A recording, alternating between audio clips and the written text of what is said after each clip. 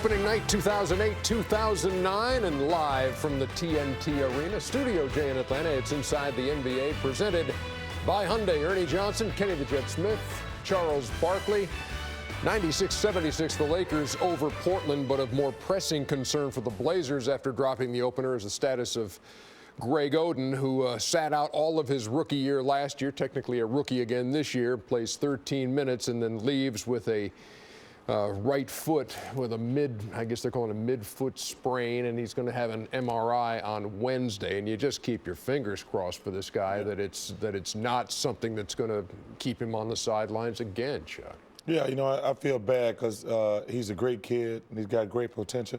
And I got to tell you something, the Portland Trail Blazers, to me, they always have had I've always thought they had the best fans in the NBA, except that one lady on the front row.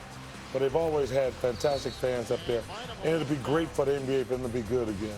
Well, he twisted his ankle pretty bad there, and if it wasn't him, and because of the history of what he had last year, most guys probably would have went in the locker room and came back out. But because I think they're actually, going to be a little bit overcautious, obviously, with him. So I'm hoping that that's the case more than anything else. And so with Greg Oden struggling in 13 minutes and did not score, and with Brandon Roy not really a factor until late in the game, this game was really never in question against a Laker team that is really loaded as we take a look at the highlights from Staples Center here on opening night. Andrew Bynum's got to get better offensively, too. I mean, he's got to get a lot better offensively. Right now, he's a shot blocker and a rebounder.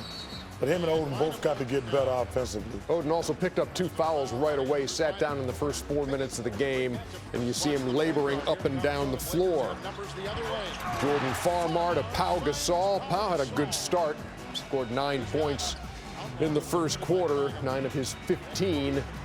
If you're watching the Lakers and you don't get back on defense, they do not set up that triangle offense often anymore.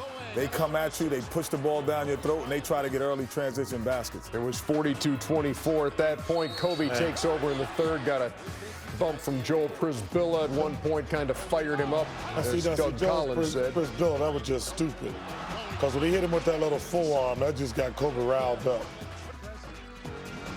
As you can see, 76-57, the outcome hardly in doubt as they go up top to Bynum. Just turned 21 yesterday, wow, as a matter of fact.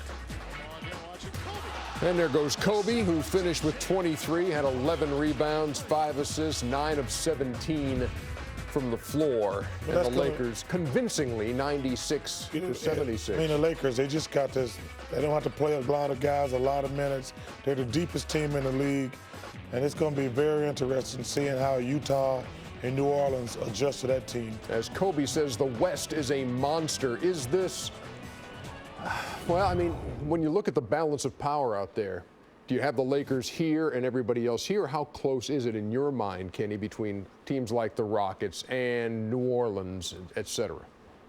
Well, the Lakers have the luxury, one, going to the Western Conference Finals, and arguably their second best player through the first half of the season wasn't there. So you would have to say that they're head and shoulders above everyone else because they have the experience factor, they have the depth. And then the last thing is I don't think there's any other team that has a guy, maybe not to Kobe's magnitude, but just think of a guy in the last 2.5 minutes of the game that you could say that's super clutch. So you could think about other teams in past years that they might not have great players, but they might have a guy like, let's say, a Nick Van Exel who hits clutch shots. But you don't think of other teams in the West that have that assassin in the 2-minute mark of the game that hits shots consistently down the stretch. Well, I think the Lakers, but I think Utah, who gave them all they could handle in the playoffs last year, and New Orleans Hornets are right there with them. And then after that, they're the 3 best teams. And the wild card is the Houston Rockets, depending on what happens with Ron Artest. Kenneth says they're going to win the championship. I think the jury is still out on Ron Artest as far as being a leader on that team. Well, and also whether Tracy and Yao Ming can stay healthy. But I think they're going to be intriguing to watch. But I think the Lakers, New Orleans, and Utah are the 3 best teams in the West. Lakers, no problem tonight at home against the Blazers, 96-76.